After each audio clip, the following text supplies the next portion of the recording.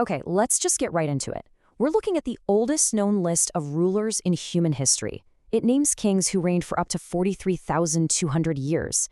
It was written by the world's first civilization. And, this is the crazy part, buried inside its impossible numbers are real, historically verified people. This is the puzzle of the Sumerian King List. Look at this number, 43,200. That's how many years a single king is said to have ruled. And honestly, that's not even the wildest part of this story. You have to understand, this wasn't some piece of fiction. This was written down by the Sumerians. You know, the civilization that gave us writing, the wheel, complex math. They were obsessive record keepers. And that's what makes this list so incredibly baffling. And here it is, the heart of the mystery.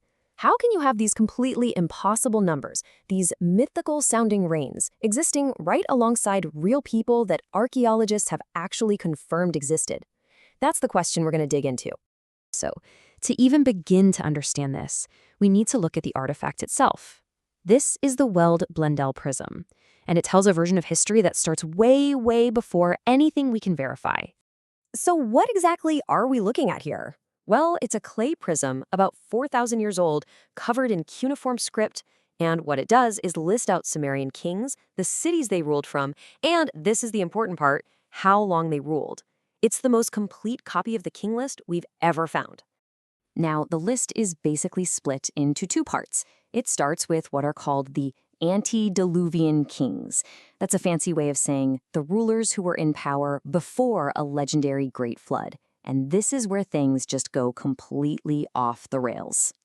Just listen to some of these. The list says that after kingship descended from heaven, the first king, Alulim, ruled for 28,800 years. His successor, 36,000 years. Then kingship moved to another city, Bad Tabira, and you get a king named Enmenlu-Ana, who reigned for a mind-boggling 43,200 years. The numbers are just unbelievable. When you add it all up, these first 8 kings ruled for a combined total of 241,200 years. And after listing them all, the prism just says, then the flood swept over. And that's it. End of an era. So, what in the world do we do with this? I mean, it's easy to just write it all off as fantasy, right? But scholars have been wrestling with this for ages, and they have some really interesting theories about what these numbers might actually mean. Okay, so there are basically 3 main schools of thought. First, that it's just mythology, plain and simple, divine ages for godlike kings.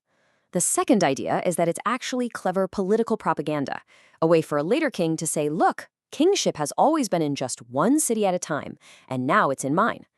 But the third theory, and this one's fascinating, is that it's a kind of mathematical code.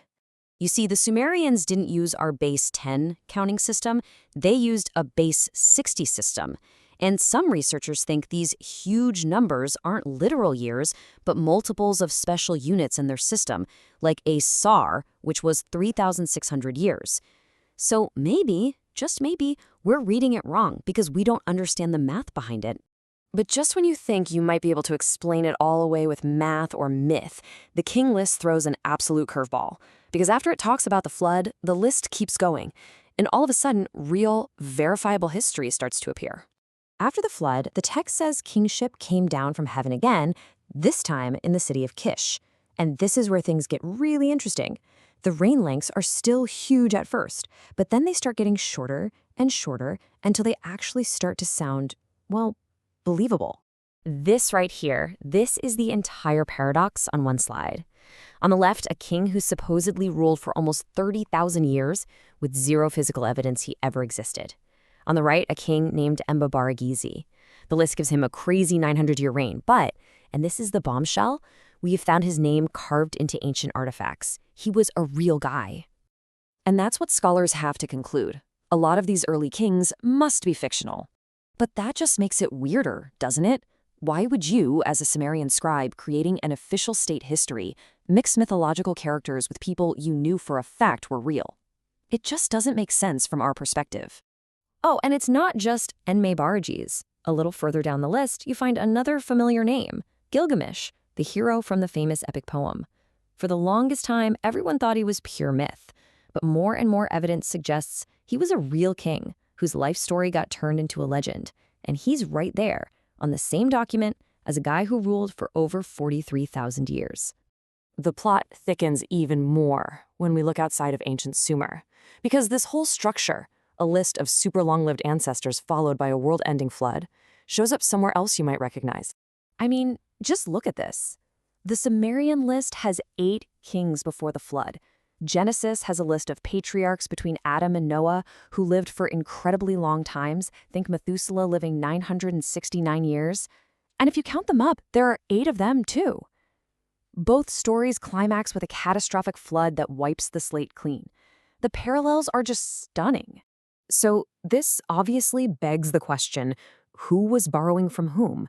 Or, and this is a really fascinating thought, could both the Sumerian and the Hebrew stories be pointing back to a much, much older shared cultural memory, a memory of some ancient cataclysm and of ancestors who lived for what seemed like an eternity? It's a huge debate among historians. So, when you put it all together, you're left holding an artifact that just doesn't fit into any of our neat little boxes. It's not quite history, it's not quite myth, it's something else entirely. So let's just recap this puzzle. We have an official state record, not a fairy tale. It lists reigns that are just physically impossible. And yet, it also lists real kings that we've found archaeological proof for. And its basic story structure is echoed in other major ancient traditions. It's a true historical enigma. So that's the question I want to leave you with. What exactly are we looking at when we read the Sumerian King List? Is it a mistranslation of some complex mathematical code? Is it mythology that just happens to have some real names sprinkled in? Or, and this is the most exciting possibility, is it a window into a form of history that operated by a set of rules that we just don't understand yet? What do you think is going on here?